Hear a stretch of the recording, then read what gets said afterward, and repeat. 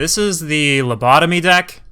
The goal of this deck, we're just trying to like play these 3-drop artifacts, and then we sack them with Lobotomy, or we sack them with Consuming Greed, and just generate a ton of value. Some of the optimal lines is we'll just calibrate into one of these, and then turn 3 we slam one, and then turn 4 we untap and play Lobotomy, or we untap and play Consuming Greed. Or even on turn 4 you could play the relic you want, then play Lobotomy immediately, and you just kill something and you make an 8/8, or you kill something and you draw 3, or you make some dudes. So it has a lot of cool stuff going on. One thing I would like to eventually do with this is find a way to fit more curtain calls in, but honestly, sometimes it can be clunky because your guys sometimes they'll die before you get a chance to untap with curtain call, so maybe that's not the correct line. But it's a pretty solid deck. I had a lot of fun with it, and let's just take a look at some of the cards here. We've got Courtier, playing a decent amount of attachments. I got some math from Batteries. He advised me that if you want to make sure you hit with your Calibrate 100% of the time, apparently the sweet spot is 15 attachments. So I could see a potential for making changes so that we have more attachments, just to get to that, or even just adding more power, honestly. But that aside, Courtier is just super solid.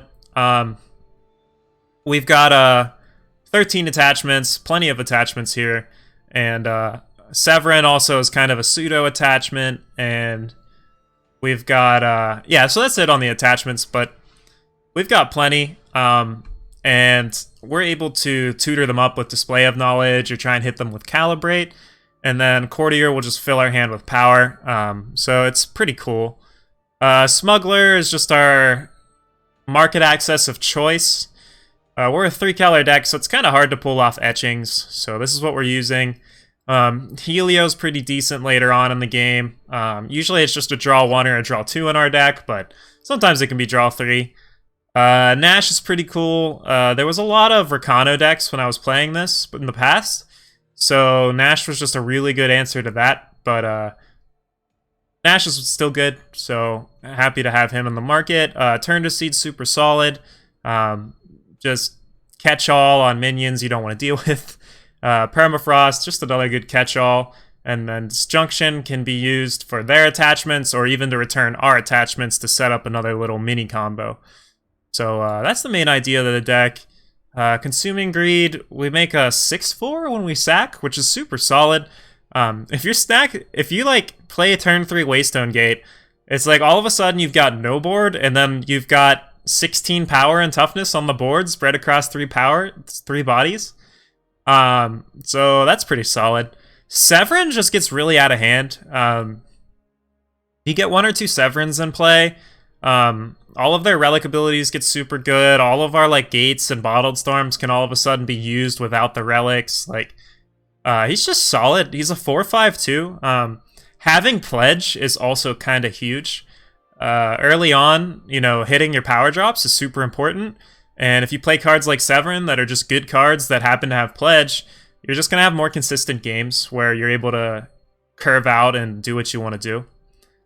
Pitfall Trap works pretty well with Severin once again. Since we're playing 4 Severin, we will play Pitfall Trap. This card's just insane. I could potentially see running more, honestly. The other thing we could probably run is Rat Cage if you really wanted to. I opted out of that, but you could run it, and that would work pretty well on the 1-drop slot, and especially if you're trying to hit on your Calibrates more often. But I prefer to have a lot of our guys be a little more defensive in nature. So Rat Trap's just an offensive card, and I wanted the deck to be able to play as kind of a control deck against aggro, and just an aggressive, like, value-y mid-range deck against, like, control and other mid-range. So that's kind of the idea, and that's why we're not playing Rat Cage. Porcelain Mask, silencing stuff in their hand and giving our big guys overwhelm, super solid. Being a 2-drop, just comes down on curve.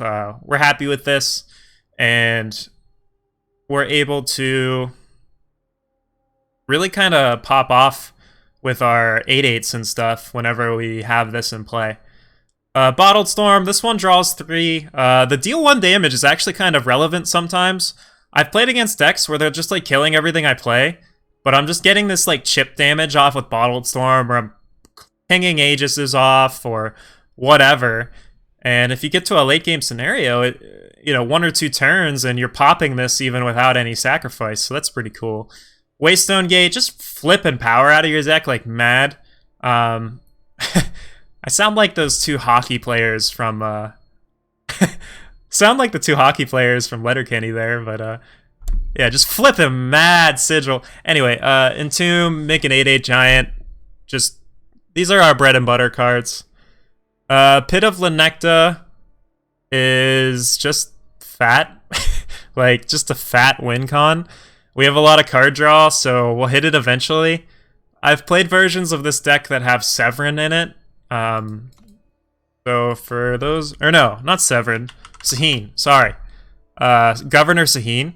So you can, if you decide to play just Bottled Storm and just Waystone Gate and you don't play anything else, you can kind of cut some of the Courtiers and the Calibrates and instead play Sahin. And this lets you just machine gun through your Bottled Storms and Waystone Gates, and you can play like 1 or 2 Pit of Lenectas. But I opted to cut the Sahins because it's kind of slower, but that's an option. And it's also super funny whenever you pull it off. And I opted to do this so it was just a little more consistent, but obviously play the deck how you want to. I kept the Pit of Lenecta in the main deck though, just because it was so good when I drew it, and having 1 was fine. If it was ever too early in the game, we just put it in our market and we can always grab it again later. Dezo's Office, this is just insane in our deck. We're making like 16 power, so having access to give the whole team lifesteal was pretty good. Also, just being able to kill is super solid. You could potentially cut this for more Curtain Calls, or cut Curtain Call for more Dezo's Offices. Something like that.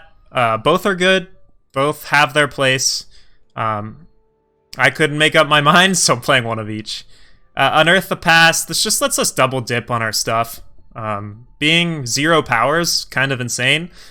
Basically, just read this card as Bottled Storm and Waystone Gates, number 9 and 10. And then Calibrate.